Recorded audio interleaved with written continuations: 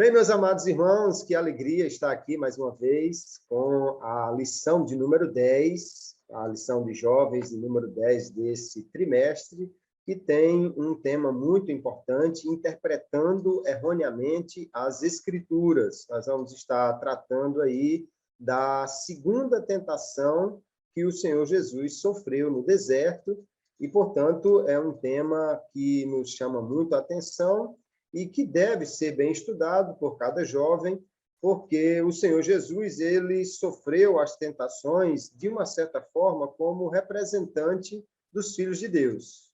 Assim como o Filho de Deus, Israel, foi tentado no deserto, o Filho de Deus, o Senhor Jesus, também foi tentado, e conforme diz o escritor aos Hebreus, foi tentado para que pudesse nos socorrer também nas tentações.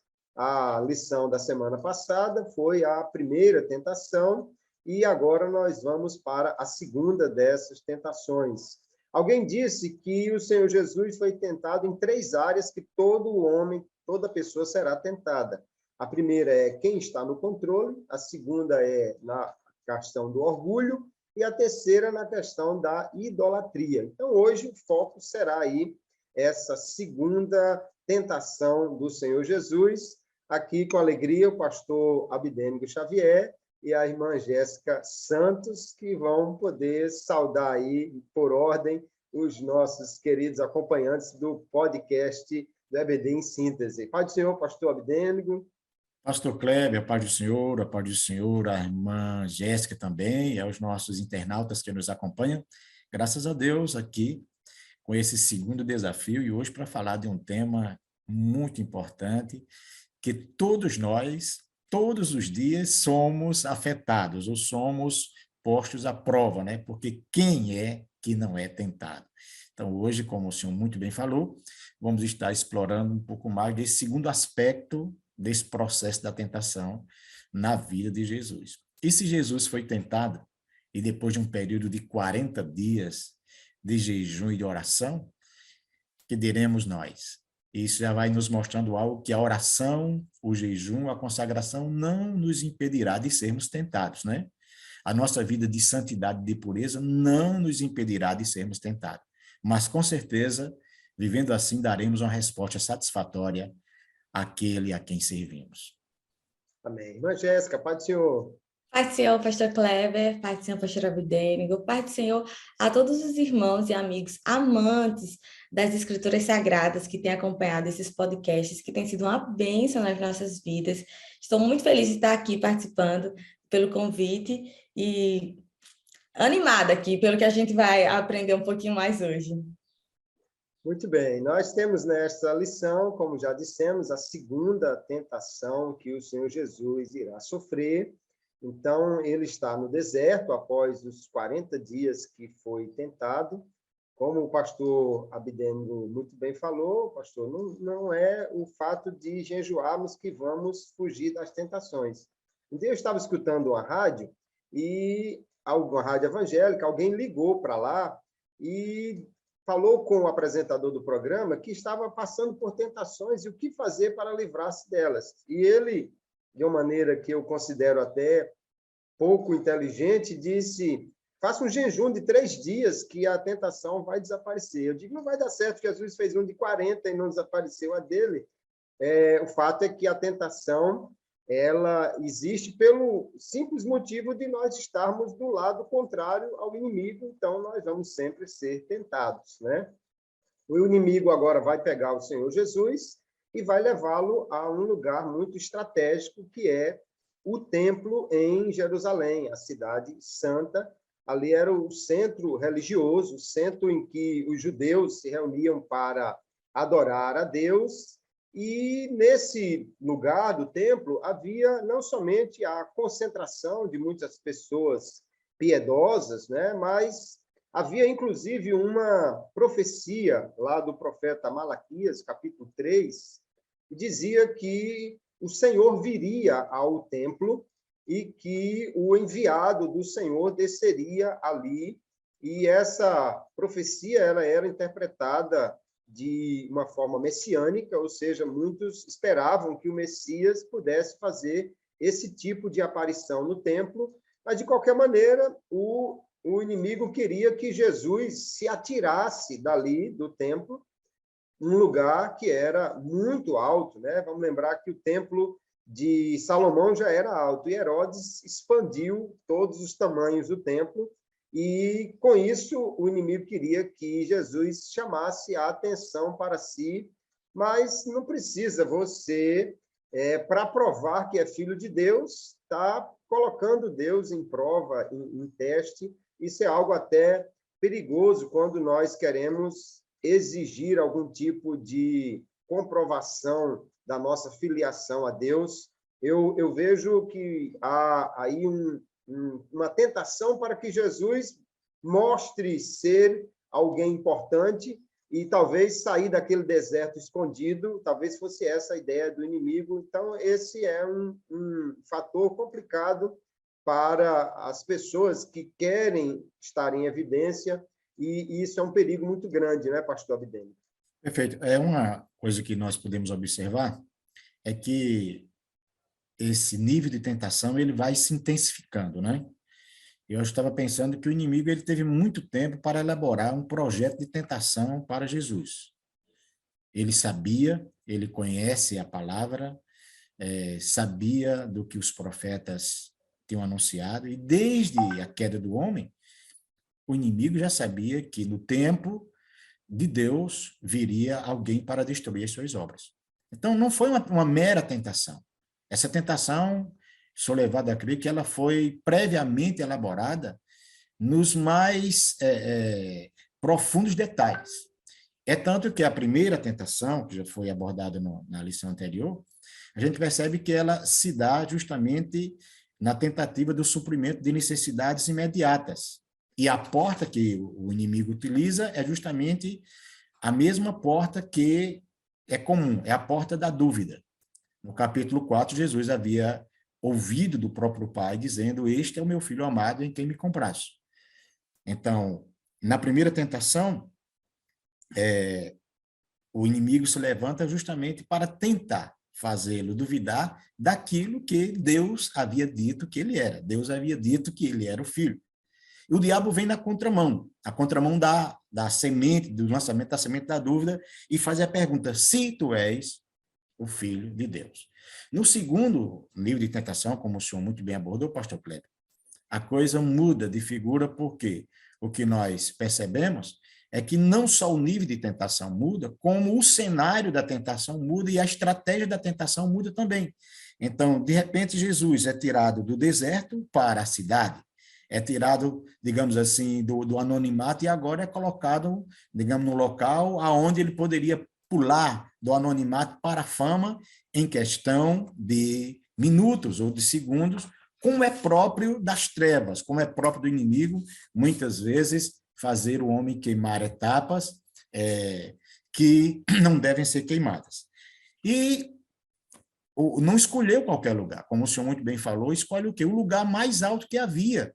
Quer dizer, desde a parte de cima até a parte de baixo, no Vale de Cedron, o historiador José disse que havia pelo menos 135 metros de altura. Quando vamos ler o Asbe disse que chegava a 150. Quer dizer, nós temos aí uma altura de pelo menos 150 metros. Então, não foi qualquer lugar, de qualquer maneira, foi algo extremamente preparado, bem elaborado, porque quando o inimigo nos leva para um lugar muito alto, não é que ele queira nos promover, que ele quer nos matar. Então, essa observação que a gente faz nessa intensidade do nível de tentação. Então, quando a gente está estudando esse tema, é sempre bom lembrar que na vida daqueles que procurarem andar dentro dos parâmetros da palavra de Deus, os níveis de tentações serão cada vez mais fortes, mais altos. Então, o inimigo sabe disso. Ele, de uma certa forma, conhece o nosso nível de autoridade espiritual, o nosso nível de obediência. Então, quanto mais alto for a sua responsabilidade, pode ter certeza também, mais alto e mais intenso também será o nível de tentação. É verdade. Para os nossos jovens, entender Esses 150 metros aí equivale aproximadamente a um edifício de 50 andares. 50 andares. Então, é bem altinho para você saltar. Não faça isso em casa, que é perigoso, né? É verdade. Mas, irmã Jéssica, veja como os jovens têm que ter cuidado, porque na igreja, ou seja, o templo, também é um lugar que nós sofremos tentações para mostrar, aparecer, para ser destaque, e os jovens não estão em cima do templo para saltar, mas no templo há muitas tentações, especialmente para os jovens que têm dons, talentos, e a gente precisa ter muito cuidado também, porque às vezes alguém aparece dizendo vá e apareça, mas esse camarada não quer o nosso bem e quer, muitas vezes, nos prejudicar. E quanto o jovem precisa estar atento a isso, não é? Verdade, pastor Kleber. Outra vez, lendo o livro do pastor Leonardo Ravenhill, ele estava falando exatamente sobre isso. Porque o dom é algo inegociável. Quem canta, canta. Só que isso não quer dizer que aquela pessoa que tem aquele dom, não necessariamente Deus quer que ela esteja em evidência a todo momento. Ou um pregador, ou alguém que tem um talento para exercer. E hoje, na nossa sociedade, nós somos muito tentados também e instigados por causa das redes sociais. Queremos afirmar a nossa identidade naquilo que a gente expõe, naquilo. A nossa autoridade espiritual, ela não pode ser definida pela quantidade de seguidores que nós temos, ou por quantos likes a gente recebe. Então, a gente vê muita preocupação das pessoas que estão começando, até dos jovens de querer se reafirmar, ou que estão nessa fase de descobrir quem são em Deus, ou para aquilo que Deus chamou para fazer. Então, qual é a base que eles têm? Às vezes, eles não buscam essa base num relacionamento profundo com Deus, mas sim no feedback de uma rede social e tudo mais. Isso é uma tentação que a gente precisa ficar atento. Eu estou fazendo da forma que Deus quer que eu faça? Eu estou fazendo, será que aquilo que eu estou fazendo é o que Deus quer que eu faça? Eu estou produzindo o fruto necessário ou simplesmente estou agradando o público? Né? Então, isso aí a gente, como o pastor disse, Jesus estava no deserto. Satanás levou ele para lá, tipo, para dar uma evidência, só que não era daquela forma que Deus tinha planejado. Não era aquele tipo de evidência que Deus queria. Então, nós, como jovens, a gente precisa realmente olhar para esse exemplo de Jesus e avaliar, né? O que a gente faz e como a gente faz o feedback. O feedback não é das pessoas, mas é o feedback de Deus. Duas coisas aí, Jéssica, dentro do que a senhora falou, que se observarmos, vai nos trazer bastante lucro. Primeiro, a questão da evidência pelos caminhos errados, né? Pelos atalhos, sem passar pela escola, sem passar pelo processo. Então, Deus nos leva a lugares, Deus nos leva a posições, mas sempre isto vai exigir um processo. Esse processo nos traz maturidade, esse processo nos traz experiência, ao ponto de que, quando alcancemos o local, a posição que Deus tem para nós, nós possamos nos alegrar em Deus e não nos orgulharmos que foi por méritos próprios, que foi por facilidades de A e de B, porque chegar lá em cima, sem peso, os ventos, certamente, nos arremessarão de lá com a maior facilidade do que com a facilidade que nós subimos. Então, Jesus sabia que o caminho, ele iria ser glorificado, ele iria ser apresentado, mas até lá tinha um longo caminho, tinha um calvário, tinha um Getsemane, tinha experiências que ele iria viver. Então, essas ascensões rápidas demais, esses aparecimentos meteóricos, sem experiência, sem base, nós percebemos que mais rápido do que a ascensão é a queda, o prejuízo, e muitas vezes prejuízos irreparáveis, porque não foram colocados por Deus e nem vivenciaram o processo correto. Se Deus tiver propósito de nos colocar lá em cima, ele providenciará os meios, mas nós teremos que percorrer o caminho. Acho que a primeira coisa que Deus trabalha em nós é no nosso caráter, né? Porque Deus não vai colocar a gente, não vai nos expor a uma ascensão assim tão meteórica se o nosso caráter não consegue sustentar aquilo dali. Na verdade, é como você estava falando, pastor. Senão a gente vai pensar que, então isso tudo aconteceu pelos meus méritos, né? Então eu aprendi com um pastor que ele sempre dizia: a alegria é nossa, mas a glória é de Deus. E tudo de bom que acontece, né? Então a glória sempre é de Deus e na alegria, sim, a alegria é para o povo de Deus. É interessante que o Senhor Jesus nunca permitiu que outra pessoa que não fosse o Pai estabelecesse a sua agenda, né? Quando Maria quer interferir lá em João capítulo 2, ele diz, olha, a hora quem diz sou eu. Quando os irmãos dele, em João 7, diz, vá para Jerusalém, então ele diz, olha, para vocês toda hora é hora, mas para mim tem uma hora certa. Então é Jesus aí nos ensinando a deixar que Deus defina a agenda. Agora, nós vemos que o inimigo colocou Jesus lá no pináculo do templo e, para estimulá-lo a saltar dali, ele vai citar as Escrituras. Que coisa, né? O diabo lê a Bíblia e ele vai citar o Salmo 91, dizendo, pule, porque está escrito, aos seus anjos dará ordens.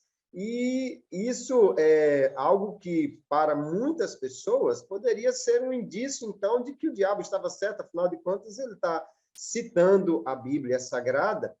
Porém, eu gosto quando Jesus responde dizendo assim, também está escrito. O também quer dizer, uma parte da Bíblia não pode ser interpretada desconectada das outras. Jesus nos ensina o princípio maior de interpretação. A Bíblia interpreta a Bíblia. E o texto referido, que é do Salmo 91, ele vai fazer uma citação, primeiro, parcial, ele esquece de citar uma parte primordial, que o texto diz que os anjos guardariam nos seus caminhos. Ele não estava autorizando você saltar de bungee jump, pular de helicóptero e ter certeza que os anjos estavam obrigados a lhe guardar, mas nos seus caminhos.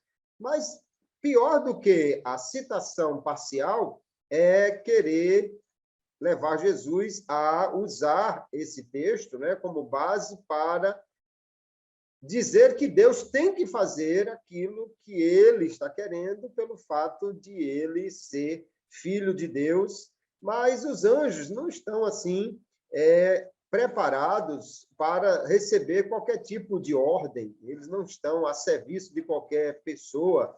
Nós não temos essa autoridade para dar ordem aos anjos. No caso ali era o Senhor Jesus, mas mesmo assim ele nos ensina sobre uma questão importante aí, considerarmos que os anjos são mensageiros de Deus e, portanto, Deus é quem vai dar ordens a eles. Citar a Bíblia querendo levar a uma motivação errada é um problema sério. E quantas vezes nós não vemos na igreja pessoas distorcendo as Escrituras? Isso é complicado, né, pastor? Muito complicado. Eu observava o seguinte, essa segunda tentação, ela se caracteriza justamente pela distorção da palavra. Na primeira, ele não usa a palavra, ele apenas chega e oferece uma solução imediata. Mas Jesus usa a palavra. Nem só de pão viverá o homem, mas de toda palavra que sai da boca de Deus. Então, na hora que o adversário percebe, e ele é inteligente, que Jesus está usando a Bíblia, então ele diz, então vamos para a Bíblia. Agora, o que a gente observa também é que todas as vezes que a Bíblia é citada pelo adversário, ela sempre virá com alterações.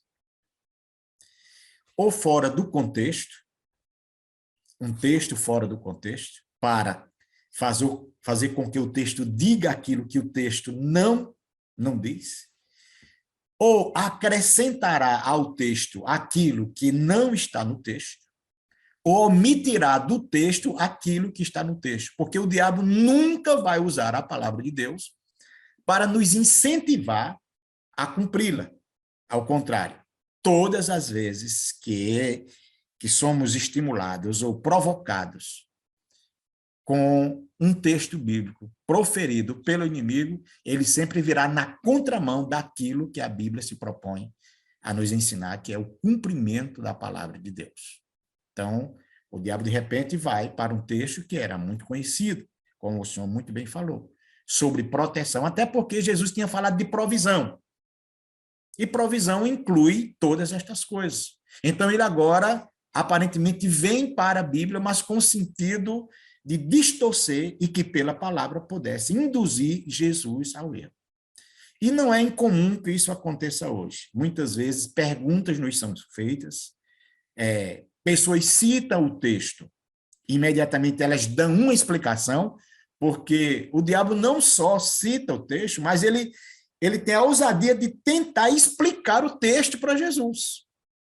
E muitas vezes nós nos intimidamos, podemos nos intimidar com alguém que está citando um texto e automaticamente explica o texto e você entende que tudo aquilo é verdade. Primeira coisa que eu observo como importante diante de uma situação como essa. Todas as vezes que um opositor, um inimigo da obra estiver lendo um texto, abra o texto e leia com ele o texto também. E você vai observar que dificilmente o que ele está dizendo é o que o texto diz, não é?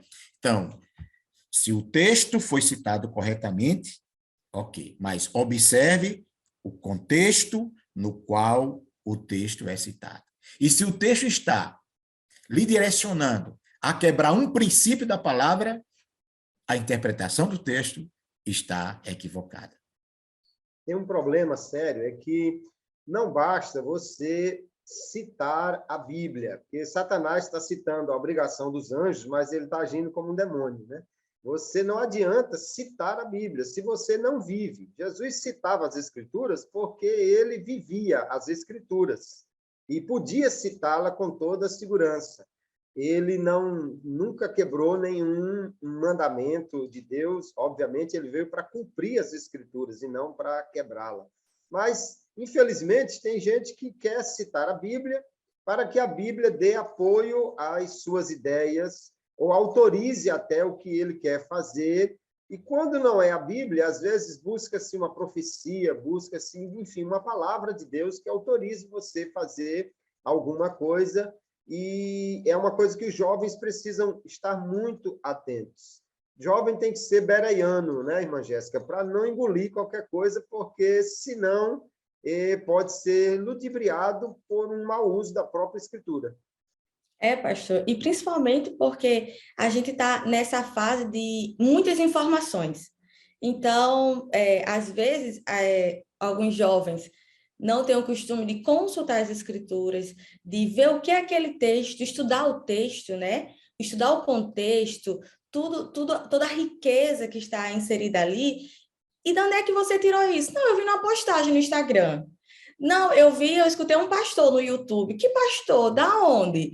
Que doutrina é essa? Então, existe a necessidade de nos voltarmos para as escrituras, porque é as escrituras que vão determinar, com o estudo correto, né, pastor? Com o estudo correto que vai determinar a nossa vida, o nosso padrão, no que nós cremos, e baseado no que nós cremos. Então, assim, nós nos movemos, nos comportamos e vivemos. Então, é uma necessidade real de se voltar para as escrituras, porque até também, pastor, existem alguns hinos por aí, cantados, lindos os hinos, a melodia, mas, pastor, a letra, não sei de onde as pessoas tiram algumas coisas e se cantam nas igrejas como se aquilo fosse verdade das escrituras, quando não são. Então, há necessidade de nos voltarmos para as escrituras e dizer, olha, isso daqui está fora, isso aqui não é bíblico, e se não é bíblico, não nos serve. Não para isso, né? É verdade. Eu gosto de um texto do Salmo 50, onde o Senhor está falando, é um salmo de adoração, de Asaf, mas no verso 16 ele diz assim, mas ao ímpio, Deus diz, de que ele serve repetir os meus preceitos e ter nos lábios a minha aliança, se você odeia a disciplina e rejeita as minhas palavras.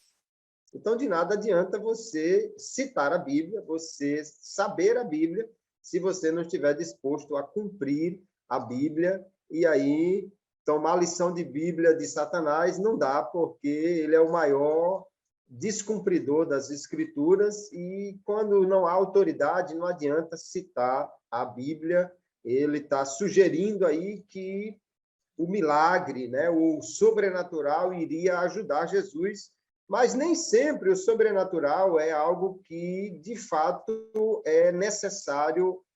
Nós cremos em milagres, cremos em operação maravilhosa de Deus, mas nós não podemos ficar dependendo de alguma coisa sobrenatural além daquilo que a palavra já nos diz, porque muitas vezes alguém só fica buscando sinais, profecias, alguma coisa diferente, pastor Abidênigo, que, na realidade, faz com que ele não valorize a palavra de Deus e fica conduzido por coisas que, na realidade, não deveria ser a forma de conduzir do crente, que deve ser a palavra e não um sinal, um milagre ou alguma coisa extraordinária.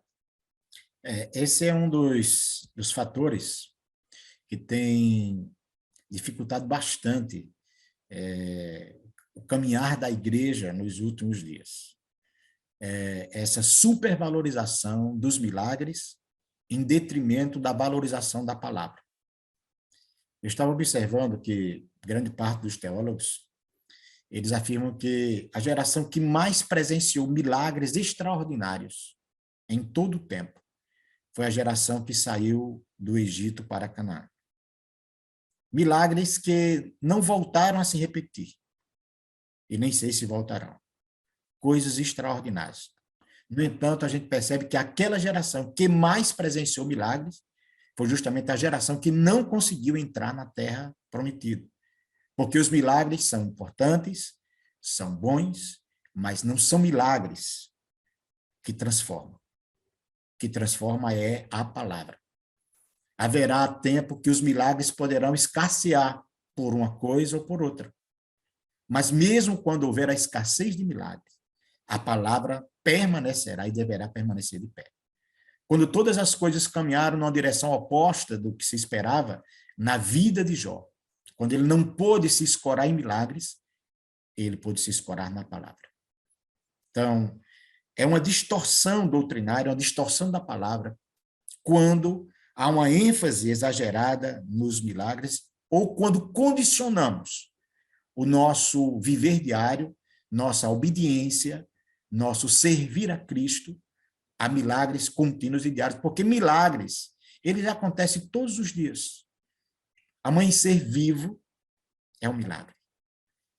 Ser salvo é um milagre. Ter a certeza de que quando morrermos iremos ressuscitar é um milagre. Então nós estamos muitas vezes deixando de valorizar o principal milagre que já foi feito para nos ressentirmos por milagres que talvez estejamos esperando e não irão acontecer. E Deus sabe por quê. Então, é um dos equívocos, lá na nossa lição, inclusive, mais difundidos em nossos dias, é que se Deus não provê milagres diários em nossas vidas, então nossa fé é fraca ou nossa comunhão com Ele é pouca. Uma das pessoas que nós não vemos, eu não sei se você pode caminhar em outra direção, mas um dos homens mais notórios do período neotestamentário, nessa mudança de Antigo para o Novo, foi João, um dos homens mais notáveis, e que o próprio Jesus o coloca numa posição de destaque. Mas já pensou se o ministério de João fosse avaliado pela quantidade de milagres que ocorreram enquanto ele pregava? Então ele não estava nem catalogado como profeta. Só que João 10, capítulo 10, verso 41, eles dizem assim, esse João não fez nenhum milagre, mas tudo quanto ele disse era verdade. É verdade. Então, aí faz diferença, né? E é interessante porque a palavra, ela nos leva aos milagres, porque ela fala da verdade dos milagres, mas o contrário nem sempre é verdadeiro. Os milagres não nos levam para a palavra. Às vezes alguém fica querendo para tomar até uma decisão na vida, esperando que Deus dê um sinal, que apareça uma profecia, que um anjo diga o que fazer, e como se isso fosse a maneira como Deus nos guia. Não, mas Deus falou com Abraão, mas se você ler a história de Abraão, Deus falou com Abraão 3 ou 4 vezes num período de 40 anos, então eu acho que não é assim todo dia. né? Não é todo dia. Então, Isaac orou, Jesus, Deus curou abriu o ventre da sua esposa, né, de Rebeca, para ela ter um filho, mas isso demorou 20 anos.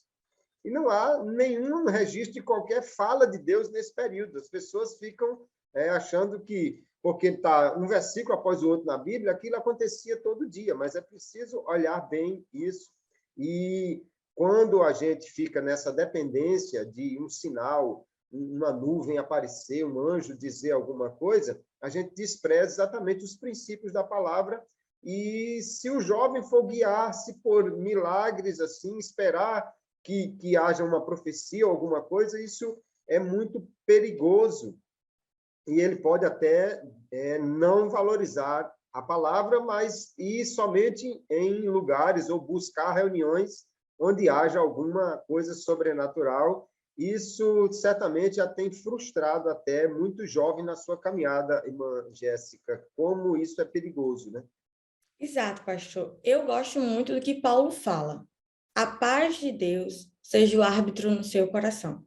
Então, assim, se você está buscando uma direção a Deus, você tem questionamentos, precisa tomar uma decisão, realmente é importante nos voltarmos para Deus, porque Deus tem todo um projeto para nós. Então, buscamos a vontade de Deus e a paz de Deus vai nos guiar. Quando eu olho para a vida de Neemias, Neemias escutou a situação do povo de Jerusalém, da miséria, dos muros derrubados, as portas queimadas, então ele foi chorar, ele foi jejuar na presença de Deus, mas você não vê em nenhum momento um anjo aparecendo para Neemias e dizendo: meu filho, se erga porque eu vou te usar para essa grande obra. Não, ele se dispôs, ele chorou por aquilo, viu, tomou aquela situação para si, buscou a vontade de Deus, e Deus criou uma situação, quando Deus abriu a oportunidade, ele estava pronto. Então, muitas vezes, é como o Senhor está dizendo, não vai descer um anjo do céu, o céu não vai se transformar em outra cor para Deus nos direcionar. Mas se buscarmos verdadeiramente a vontade de Deus, então ele vai trazer paz no nosso coração para aquilo que a gente está buscando. Então, é muito importante buscar a vontade de Deus e se deixar ser convencido por ela, né? Eu amo muito essa expressão, da paz de Deus. O importante é querer, principalmente, cumprir a vontade de Deus e não buscar na Bíblia ou em qualquer outro lugar uma autorização para fazer a minha vontade. Isso é perigoso demais, não é, pastor? Talvez os maiores conflitos sejam esses, pastor, da nossa vontade com a vontade de Deus. A gente meio que sabe qual é a vontade de Deus, mas aí a gente está ali tentando discutir com Deus a nossa vontade, né? Então... É verdade. O pastor Cleber, professora Jéssica, é uma coisa que se torna evidente. Nós, querendo ou não, sofremos muitas vezes os impactos das transformações culturais, sociais, aquilo que está acontecendo, das influências que vêm. E nós, mais do que nunca, estamos inseridos em meio a uma geração que ela, entre as virtudes que lhe falta, é a virtude da paciência, do esperar, de traçar o caminho correto. É uma geração que busca desesperadamente os atalhos, as facilidades. E eu não estou dizendo que você uma deve refeição buscar... em 3 minutos. Tudo é muito rápido, né? Hoje é tudo muito rápido, as comunicações são rápidas, a comida é rápida. Agora, no que diz respeito ao relacionamento com Deus, essa cultura, ela nunca vai influenciar Deus. Os caminhos de Deus não são os nossos caminhos. Uma coisa que nós não vamos encontrar no caráter de Deus é estresse, é pressa, porque Deus deveria ter feito algo ontem e acabou esquecendo, e hoje a agenda dele está muito cheia, tem que fazer. Então, a minha agenda é uma coisa, a agenda de Deus é outra coisa. Agora, o que deve reger a minha vida, se eu quero acertar, é a agenda de Deus. Eu tenho todo o direito de desejar, de querer, de pensar, de sonhar. Agora, a Bíblia diz o seguinte: deleita-te também no Senhor, e Ele concederá o desejo do teu coração. Primeiro, tenho que me deleitar em Deus. Primeiro, tenho que amar a sua palavra. Primeiro, tenho que saber que muitas das respostas que eu estou buscando, de forma mística, muitas vezes, elas já estão na palavra. O problema é que eu não quero ir lá. O problema é que eu não quero me dispor a gastar tempo. a colocar o meu coração diante de Deus. Então, eu prefiro rapidamente um fast food espiritual. Então, vou ali na casa do irmão Francisco, do irmão João, que eu quero que Deus me dê uma resposta. E eu não sou uma pessoa que descreia dos dons. Deus tem nos usado em alguns dons. Deus tem usado pessoas, muitas vezes, com palavras proféticas, e eu louvo a Deus. Agora, há uma coisa que eu posso relatar como experiência. Dificilmente um profeta vai se levantar para me dizer algo que, em algum momento, Deus já não tenha falado ao meu coração. Certo? Especialmente, jamais um profeta vai nos dirigir para algo que está fora da Bíblia, né? Nenhum milagre vai nos fazer desviar das Escrituras. Milagres acontecem, mas eles são comprovação da palavra e não o contrário, né? Um dia eu estava explicando sobre essa questão, que muitas vezes hoje, infelizmente, nós vemos até profecias que, na realidade, são apenas uma citação do que está na Bíblia. Alguém diz, olha, eu estou contigo, eu não vou te deixar, eu ainda sou o mesmo. Sim, isso tudo está na palavra, não precisa de uma palavra profética. Mas a pessoa não se convenceu e disse, mas meu Deus manda dizer que ainda está no controle. Eu digo, eu já sabia, está na palavra. Não é necessário. Não, então, assim, Deus fala, Deus faz milagres? Faz, mas ele faz milagres exatamente porque nós obedecemos a palavra, que é a sua vontade, e andando nesse caminho de obediência, Deus vai fazendo milagres. Recentemente, estamos na campanha da aquisição da casa pastoral aqui em Gravatá. No dia de pagar a parcela maior, eu só tinha... faltava 2.000 e alguns quebradinhos para fechar o valor, e eu digo, meu Deus do céu, vou ter que falar com o pastor, porque não tenho dinheiro hoje, estava acertado para pagamento hoje, às 7h30 da manhã, chegou uma oferta de R$2.000 para fechar o valor, e ali nós honramos o compromisso no dia certo. Isso é milagre, mas é um milagre que Deus faz por sua graça, por sua bondade, e não porque nós merecemos e nem porque estamos dependendo disso para acreditar.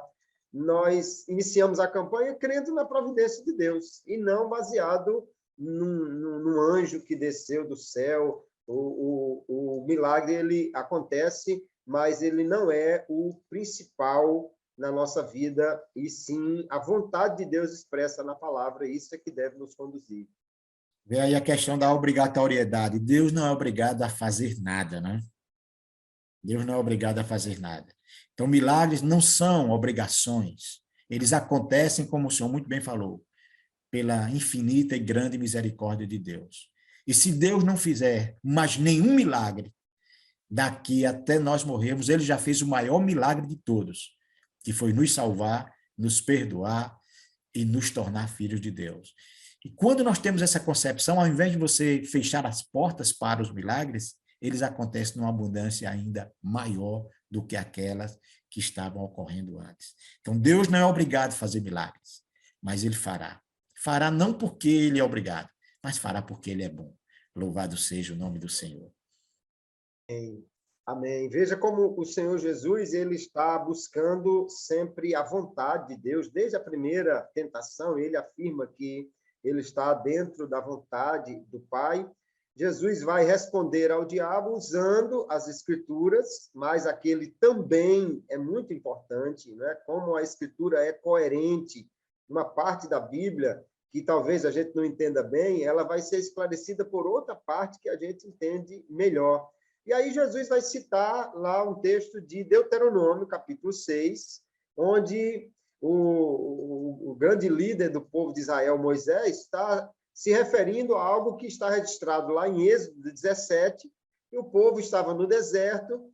Aí, veja, naquele dia, ou naqueles primeiros meses, Deus abriu o Mar Vermelho, Deus derrotou os egípcios, Deus mandou maná, de dia tinha a nuvem, de noite tinha a coluna, mas quando faltou água, eles começaram a murmurar, a reclamar e achar que Deus não estava mais no meio deles porque faltou água. O povo confunde ausência de resultado com ausência de Deus, quando, na realidade, nós não podemos jamais achar que Deus nos abandonou, se Ele promete estar conosco, só porque não estamos plenamente satisfeitos naquilo que precisamos, né, pastor? Perfeito. Eu estava lendo o texto e fiquei maravilhado com uma coisa. A vida com Deus é uma vida muito dinâmica. Nunca será uma vida estática e você nunca vai ver as coisas do mesmo jeito todo o tempo. Então, ela é muito dinâmica. Quando a gente observa esse relato do Êxodo, a gente percebe o seguinte: no capítulo 14, o grande problema do povo era a abundância de água. Eles estavam diante do Mar Vermelho e não sabiam o que fazer. E achava que a abundância de água seria o fator limitador para que o faraó chegasse e os destruísse. Deus abre o Mar Vermelho. No capítulo de número 15, o problema agora é outra vez água. Mas o problema é que são águas amargas e eles precisavam de água doce. Outra vez água. No capítulo 17, o problema agora é a ausência de água, porque não havia água para eles beberem.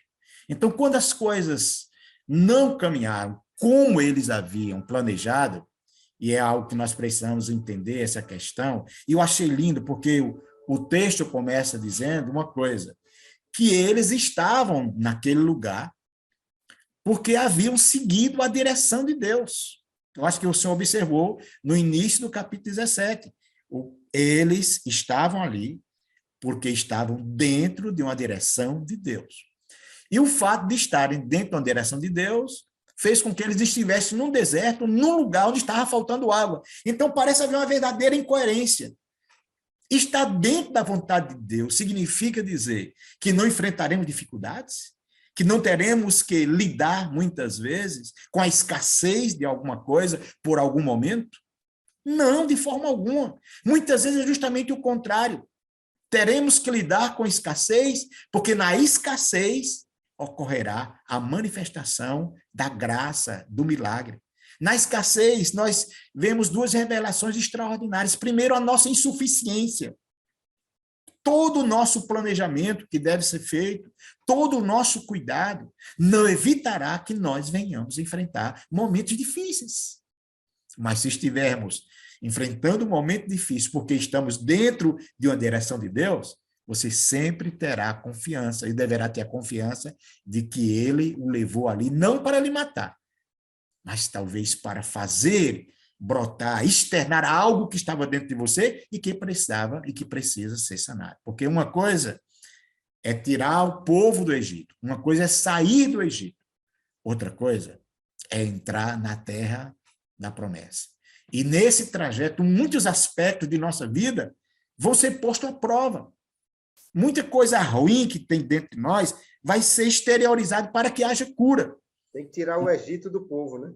Exatamente. E a gente percebe que não foi o tempo para tirar o povo do Egito, desde que Moisés começa aquele embate com o faraó, não foi tão longo quanto o tempo que se demorou para tirar o Egito do povo. Então, talvez a maior dificuldade esteja justamente aí nesse processo. Então, Deus está conosco mesmo quando estivermos enfrentando as crises existenciais, mesmo quando estivermos atravessando os desertos, mesmo quando os problemas surgem e nós não temos uma resposta, porque não estamos falando de um copo de água para um sedento, estamos falando de água para alimentar uma população de mais de 2 milhões de pessoas, onde não havia rio, onde não havia uma fonte aparente. Meu Deus do céu! Mas esse é o Deus que nós servimos e adoramos, que está conosco, independente daquilo que nós estamos vendo, mas daquilo que a sua palavra nos afirma. Louvado seja Deus. É verdade. Imagine se nós nos comportássemos como o povo ali, em relação até mesmo aos nossos pais, né? O jovem, papai não me ama porque eu pedi um sorvete e ele não me deu hoje. Mamãe não me ama porque eu pedi para ir num lugar e ela não deixou. Se a gente tivesse esse tipo de relacionamento com os pais, julgasse por esse modelo, seria uma vida terrível, né, irmã Jéssica? Como é que o jovem pode medir, até mesmo os amigos? O povo não me ama, ninguém curtiu a minha postagem ainda aqui. Isso fala de alguém muito dependente e que não tem a segurança que deveria ter, né?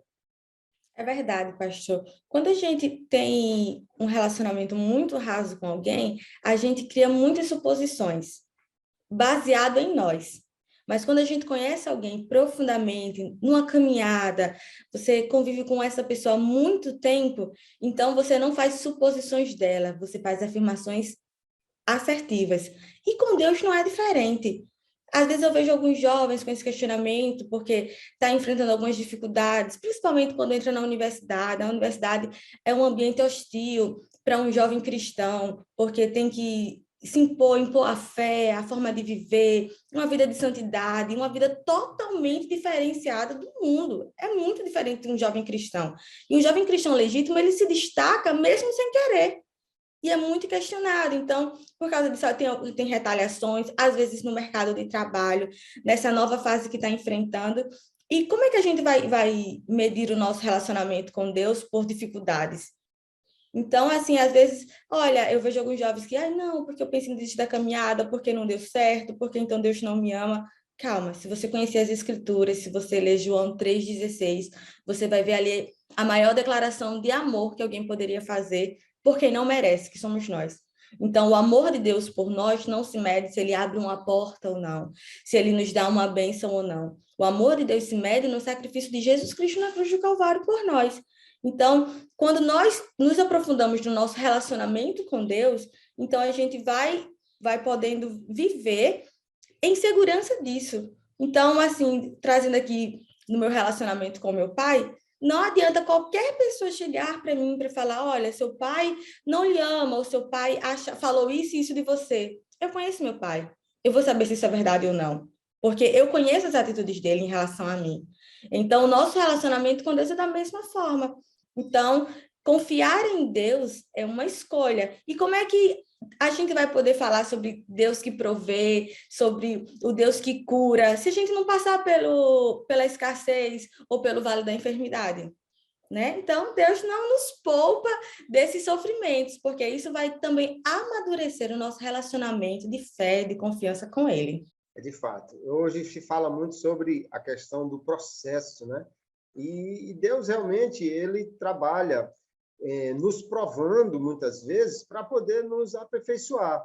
A gente tem que lembrar, o jovem José teve sonhos, mas o homem que sentou para governar o Egito não era mais aquele mesmo jovenzinho. O jovem Davi foi ungido, mas o homem que sentou no trono em Jerusalém não era mais aquele mesmo jovenzinho, porque as experiências marcaram. E aí nós percebemos, então, isso. Deus nos prova, ele pode nos provar. Agora, nós é que não podemos colocar Deus à prova, pastor, porque quem somos nós e de que maneira nós provaríamos Deus, tentaríamos Deus?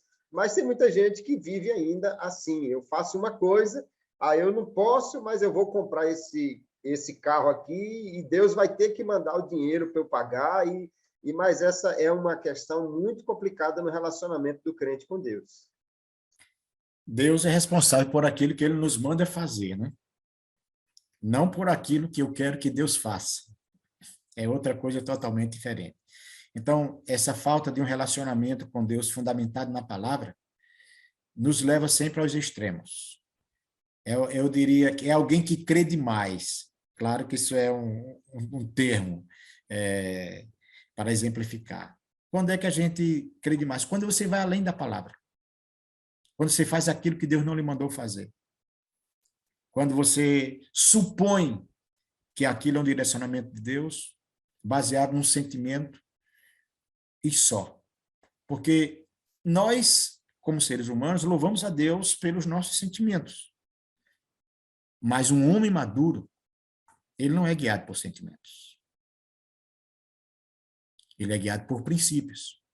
Ele é guiado pela palavra. E muitas vezes a palavra vai numa direção totalmente oposta aos nossos sentimentos. Então, a nossa confiança em Deus deve ir até onde a palavra dele nos diz que devemos ir. Ultrapassar isso é por conta própria, é acidente. Ficar além disso é incredulidade. Então, a nossa base é justamente esta, a palavra. E a palavra é: não tentarás o Senhor teu Deus. Não vá além daquilo que a palavra de Deus diz. Foi o que o nosso adversário tentou fazer com Jesus. Vá além. Omitiu textos que, se ele não tivesse atento, não é? Como o senhor bem falou no começo, em todos os teus caminhos. Tem pessoa que não andou nem a metade. Não é? Então, ele já quer chegar no fim, já quer chegar na conclusão, quando ainda nem saiu da introdução, né? É mais ou menos por aí. E a gente lembrar que Deus, ele age para a sua glória. Então, se eu quero fazer uma coisa, né? Eu estou pensando em fazer alguma coisa, mas eu preciso perguntar: Deus será glorificado realmente nisso, ou é a minha vaidade que está sendo a direção para aquilo, né? Então, quando um pastor, por fé, age para fazer uma aquisição de algo que a igreja não tem recurso, mas ele crê que Deus vai dar, mas é para a glória de Deus, é um projeto de Deus, então ele não está provando, não está colocando Deus em tentação, ele está, na realidade, crendo na provisão. Agora, quando eu, para minha vaidade, para mostrar que eu posso e tal, eu resolvo fazer uma aquisição além das minhas possibilidades, e crendo que Deus não vai deixar de mandar o dinheiro para eu pagar aquilo, aí é algo totalmente diferente. Não dá para a gente caminhar desse jeito. Mas eu concordo plenamente com a sua fala. E, geralmente, quando os projetos são de Deus, não é nem você que procura Deus, é Deus que lhe procura. Chega e você, se você pudesse fugir deles, até você fugia, porque vai lhe tirar da zona de conforto. Aquilo vai cobrar de você iniciativa, vai cobrar de você. O senhor enfrentou agora esse desafio e sabe muito bem disso. A gente está numa zona de conforto, nós temos as nossas metas, temos a ideia de quanto a igreja entra, de quanto a igreja rende, e de repente se apresenta diante de nós um desafio que é 10 vezes, 20 vezes, 30 vezes, 100 vezes maior do que o nosso orçamento. Eu se diz: Senhor, mas não dá. E ele diz: não, vai dar, confia em mim. E às vezes você começa com nada e Deus, você vê o milagre de Deus. Agora, quando a coisa vai numa direção oposta, aí é você que quer. Porque você está dizendo: eu quero porque vai ser uma forma do meu nome ficar em alta, de ser evidenciado. Então, todas as vezes que aquilo que eu estiver fazendo, a preocupação maior for com o meu nome, com aquilo que vão falar a meu respeito, com aquilo que vão dizer, com aquilo que vão postar, então eu desconfio que Deus está muito distante desse negócio. Quando o seu propósito, quando o meu propósito é que o nome dele seja glorificado, que ele apareça, que ele cresça, que nós diminuamos, então eu tenho uma convicção muito profunda que Deus estará aí. E quando você honra Deus, invariavelmente ocorrerá também a retribuição. Deus lhe honrará. É verdade. Bom, essa lição realmente é uma lição muito rica, muito importante. É fundamental que professores e alunos estejam pensando agora como colocar isso em prática na nossa vida, né? Às vezes o inimigo, ou usando alguém, vai querer nos dizer: você merece mais, você já era para ser uma outra pessoa, você já era para estar no outro cargo, saia desse anonimato e vá para um lugar que você seja destacado, ou você já merecia realmente ter uma coisa melhor. E se nós formos nesta conversa, nós podemos cair nessa tentação. Se você está na beira do precipício e alguém manda você dar um passo à frente, ele não quer lhe ajudar, ele quer lhe derrubar, né? E aí é o que o diabo está fazendo aqui com Jesus. Nós possamos trazer essas lições para a nossa vida, né? O que estamos fazendo? Estamos buscando a vontade de Deus ou a nossa? Estamos sendo envolvidos por alguém que diz: você merece mais, você tem que ir além disso. E, na realidade, nós queremos precipitar essa agenda Porque se Jesus estivesse ali, sido reconhecido como Messias, como ficaria o treinamento dos discípulos que não estavam prontos para dar continuidade à obra, né? Então, acho que a grande preocupação é de nós sermos instrumentos de Deus no tempo de Deus, e o jovem tem que estar atento a isso, né, irmã Jéssica? É verdade. E sempre está se questionando: será que isso vai glorificar a Deus? Isso é aquilo que Deus já tem falado comigo? Esse é o propósito de Deus? E o mais importante, o que é que a Bíblia fala sobre isso? Na Bíblia, jovem, na Bíblia você encontra a resposta para todas as demandas que estiverem na sua frente. Pode ter certeza, para tudo tem resposta nas Sagradas Escrituras. Então, a gente vai precisar gastar tempo, como o pastor disse, gastar tempo em se debruçar nas Escrituras e ouvir do próprio Deus, né? Porque a Bíblia é o único livro que você lê e o autor está ali do seu lado.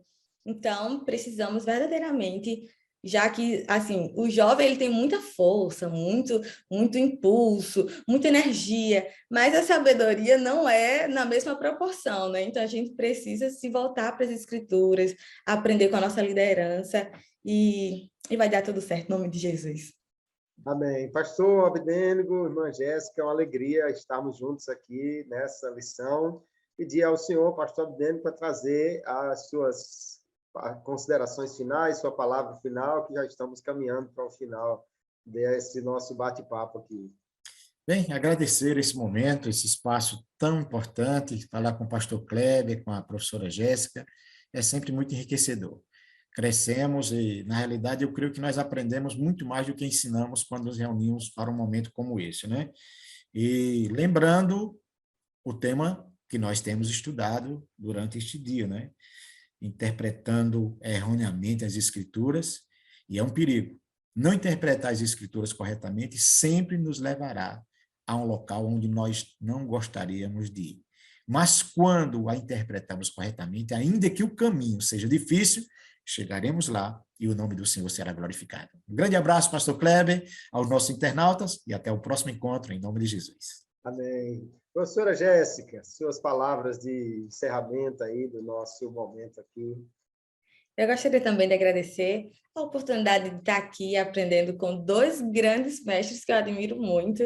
E esse é um canal excelente para quem ama as Escrituras, quer conhecer um jovem, leia a palavra de Deus, que na palavra de Deus você vai encontrar a resposta que você tanto procura.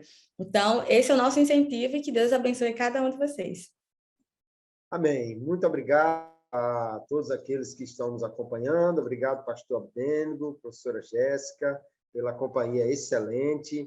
Estar com vocês é muito enriquecedor e que nas próximas lições os jovens e os professores procurem sempre olhar para a palavra como o guia maior de Deus para nós e interpretando-a corretamente. Se você não tem base para isso, então vá estudar um pouquinho mais para interpretar bem a Bíblia, porque a Bíblia bem interpretada é Deus falando conosco e sempre nos dará uma direção segura.